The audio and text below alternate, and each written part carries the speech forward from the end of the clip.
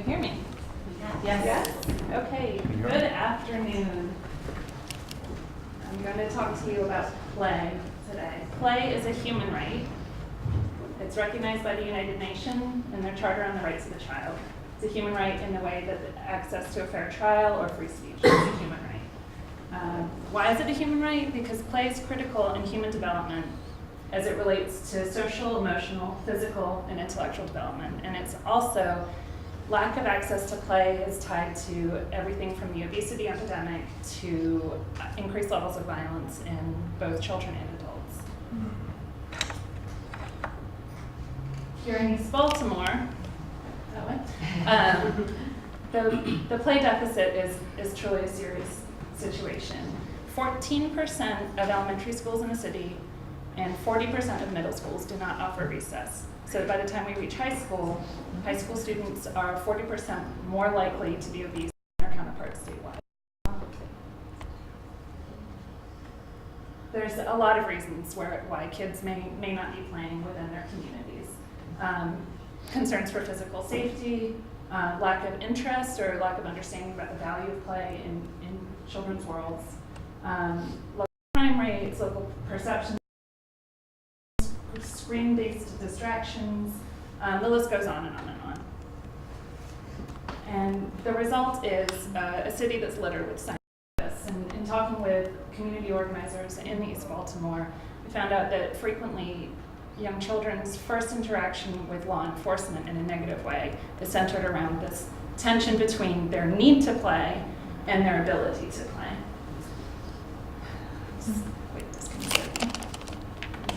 So I started diving in to find out, how can we make an impact? What can we do to sort of shift things around? And I found some interesting studies.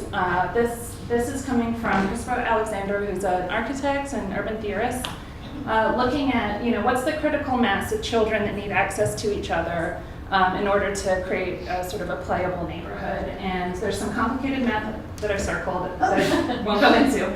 But the bottom line here is that if you have 64 households in proximity to each other with shared playable space, then kids have access to enough other kids of their similar age group that there will be a natural environment for play. Alexander also points out that it's unlikely that 64 households would empty onto a common space. And another interesting study out of the University of North Carolina indicates that the single factor that predicts whether a child's likely to play doesn't have anything to do with whether there's a traditional playground equipment. It doesn't have to do with the weather. The single most important factor is the presence of other children. So we go back to the 64 number, 64 homes and households that share a common space. Well, this is Baltimore. This is a typical Baltimore block, and this is what it looks like. Interior block that may have homes demolished previously there, but the exterior block here, there are 60 standing homes. So we're halfway there already. We have the physical built environment that should be able to support a playable neighborhood. But why isn't it happening? Access to play also, in the traditional sense, this is showing you the sort of parks, traditional playgrounds that are at schools and other places. And then we overlay those vacant spaces that I just pointed out, the interior blocks, and this is what it looks like. And so my crazy thought, was that what if we can turn these into more playable space? So I was really fortunate to be introduced to a group a year and a half ago working in the Oliver community, which is just here, and who had already adopted a site on Bethel Street, there in blue. And the site that had been adopted and it's been cleaned up and nice plants, rose bushes put in the ground, but it's a veteran service organization. The space had been cared for, but not really activated. And so I came to them with this wild idea that can't we put playgrounds in every block in the city? And they didn't run away screaming. And so we started here on the 1500 block of Bethel Street. And for the last year and a half, we've been working on taking a space that was really a liability for the community. It was a site of really negative behavior and crime, and we've come up with a space that I'm really excited about. So I'm going to run through the sort of the 12 nuts and bolts, the rules of how we've been able to make this work.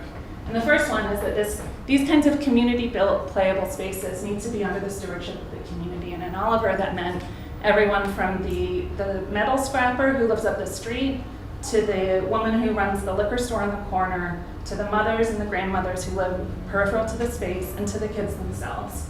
And without all of those people and all of their different roles, there's no way this space could have happened. And a follow-on from that is that the spaces don't need to be huge. They're not parks. They need to be pocket park size. They need to be very close, within a block or two of kids' homes. And for the very reason that Darius is going to be the one mowing. So these sites should also be designated for play. It needs to be clear to kids that this is a space for them, that they're allowed to be there and they're encouraged to be there. Signage is really important. Playable space also needs to facilitate a wide range of activities. Things that have been requested of me from the kids in the community include space for robots,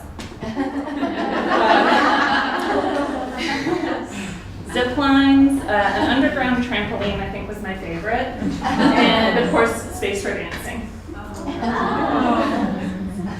These sites should also evolve over time so that kids don't get bored, so that different interests can be introduced and evolved out. And so feedback and really direct opinions from the kids is important. And here they are. I've got images from Playspaces around the world and they're raving them.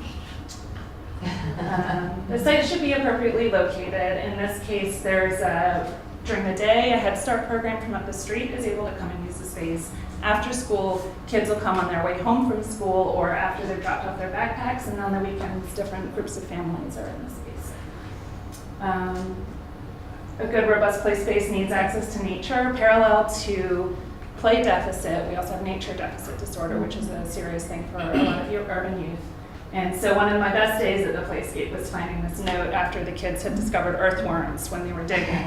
And they had been doing earthworm races on the logs, and then they left me this note.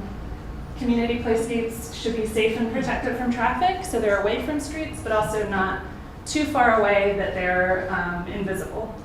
So that's an interesting balance to find. A good playscape also includes parts that kids can move and manipulate and build and break down, and really fostering an interest in building and in the way playable features can be built by the kids themselves. A good playscape also provides for a wide range of users, from the very youngest to the very oldest, and all different abilities. Relating to youth interests and desires, one day we came out and discovered this advertisement for a new football team called the Baltimore Lightning. This is about 6 months into the project, and they're advertising for their new team, and they practice every day on this football field, which we didn't know at that point was a football field. So the whole scheme changed around, and we actually enlarged the space to include this football field because it was really important to this group of young boys. And here they are. So, and the final principle is that kids really do need to test their limits. They need to test out how high they can climb and what it feels like when they fall off, to really know and evolve. None of this project has been without challenges and roadblocks. The reason that many of these city lots are in really terrible condition is this: there's rusty pipes sticking out of the ground, there's a whole tonnage of concrete there. And so sometimes in the depths of last winter it looked pretty impossible that this was really going to be sustainable and come to fruition. But what we really discovered is that people like to come together.